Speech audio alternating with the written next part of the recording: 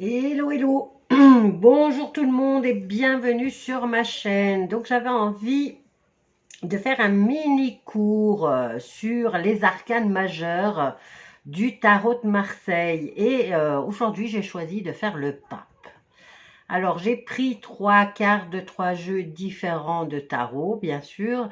Je n'ai pas à proprement dit, en tout cas, j'ai pas réussi à mettre la main sur le vrai tarot de Marseille, mais je mettrai une photo en vignette sur la présentation de la chaîne. Ok. Alors, qu'est-ce qu'on peut dire du pape? Ben, c'est d'abord un vieux monsieur qui a de l'expérience et comme tous les vieux, hein, donc il a un bagage derrière lui. Alors, on va commencer. Les mots-clés pour le pape sont le savoir et la réconciliation. Alors, le côté positif, il est protecteur, il permet la transmission et la sagesse. Alors, son côté négatif, c'est le dogmatisme, la séparation et la discorde. Son chiffre est le 5. Alors, principaux symboles de la lame du pape. Les colonnes affirment une stabilité éternelle. Je sais qu'elles portent un nom, hein, ces deux colonnes. Elles représentent l'entrée du temple de Salomon, mais je ne reviens plus maintenant sur, à moins que je retrouve les infos que que j'avais pris note avant, mais je ne sais pas si, mais bon, bref, je sais qu'elle porte un nom. Ok. Alors, on va dire ici, on va parler des colonnes. Elles affirment une stabilité éternelle. Donc, les deux pèlerins symbolisent l'un la voie passive et l'autre la voie active. Je n'ai pas vraiment de... Voilà, il m'aurait fallu avoir vraiment la carte du tarot de Marseille, parce que là, vous voyez devant le pape, il y a deux personnes qui sont agenouillées, ou alors elles sont debout, mais il est assis sur son trône, et donc je ne vois pas vraiment s'ils sont assis ou s'ils sont debout.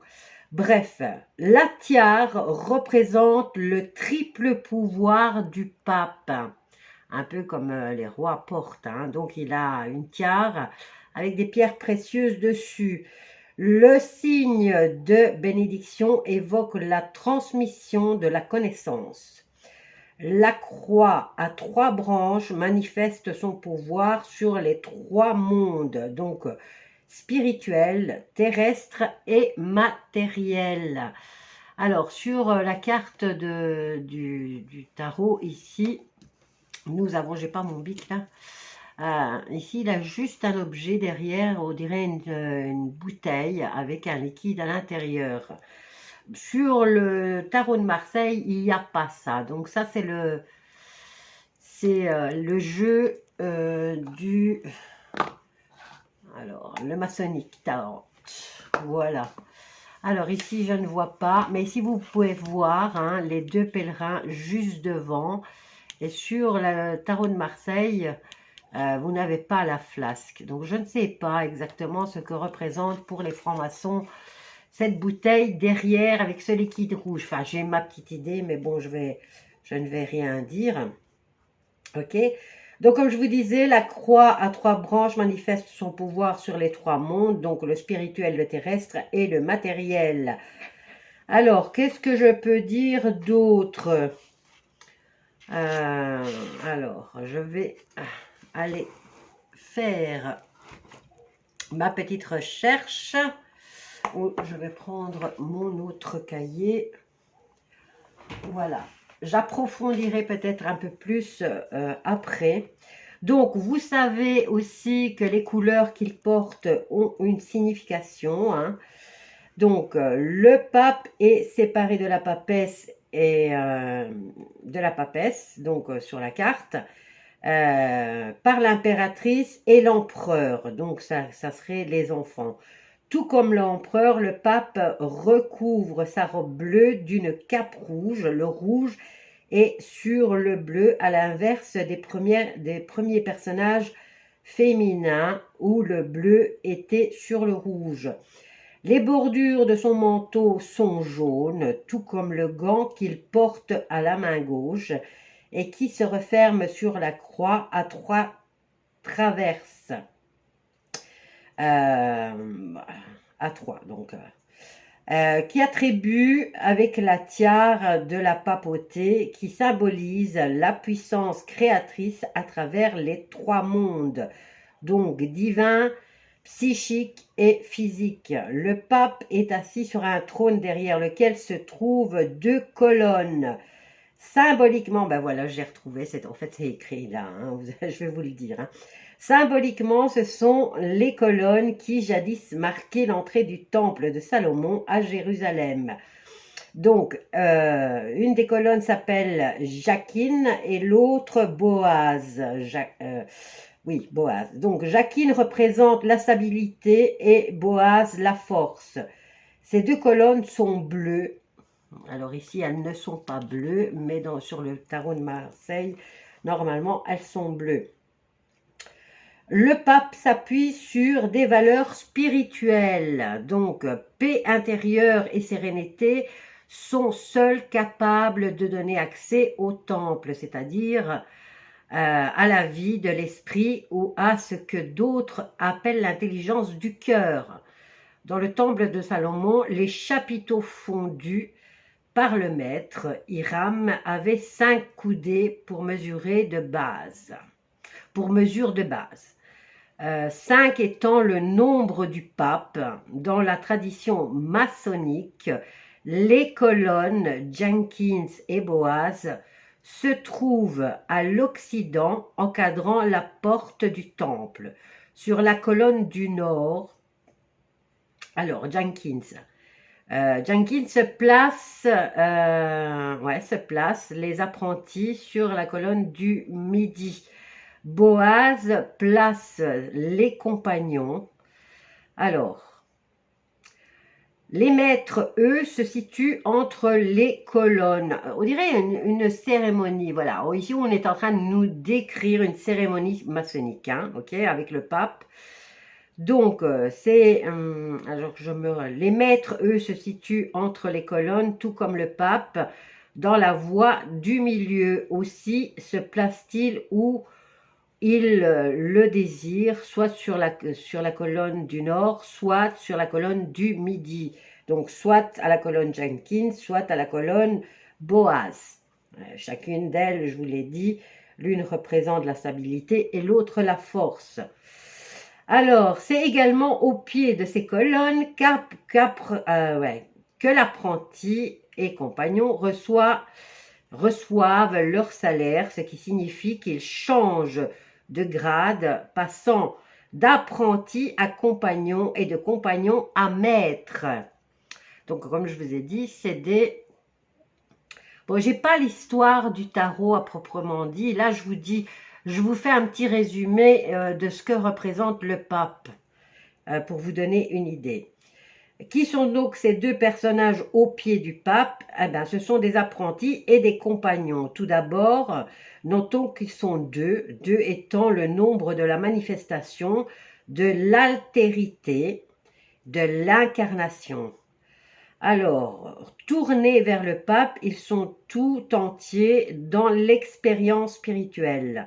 Le pape semble les bénir et chacun reçoit sa parole. Vous savez bien, les francs-maçons se passent la parole entre eux. Hein. On peut penser que ces 2 personnages, voire 3 si l'on inclut le bras d'un autre individu sur la droite de la lame, sont des moines à cause de leur tonsure en forme de couronne qui symbolise le soleil. À l'inverse de la papesse qui porte le livre de la connaissance sur ses genoux et le montre aux hommes, le pape n'a nul besoin du livre. L'arcane de la bénédiction et du pouvoir spirituel, le pape transmet directement son savoir. Donc l'arcane 5 du tarot, il porte le nombre de l'homme réalisé, considéré comme le médiateur entre Dieu et univers. Bon, alors, maintenant, je voudrais vous parler, alors, j'ai 1, 2, 3, 4, 5, 6. Alors, je vais vous parler du pour, donc les atouts du pape, des contres, donc les risques avec le pape, le pouvoir du pape, le sens social du pape, l'espace du pape et le corps du pape, ok? Alors, on y va. Pour le pouvoir du pape, il unit et unifie, réconcilie, prédispose aux expériences spirituelles, assure la transmission d'un savoir, d'une connaissance, aide à la prise de pouvoir. Ben, généralement, le pape, dans le tarot, maintenant de nos jours, on lui attribue directement l'accord. Il est comme un juge, au fait. Hein, on signe un mariage. Il a le pouvoir de... allez, pas seulement de réconcilier, mais de donner sa bénédiction. Donc, on va dire qu'il officialise quelque chose. Alors, qu'est-ce que je peux dire d'autre? Une connaissance aide à la prise de parole. Donc, il est là, il assure la transmission d'un savoir, d'une connaissance et aide à la prise de la parole.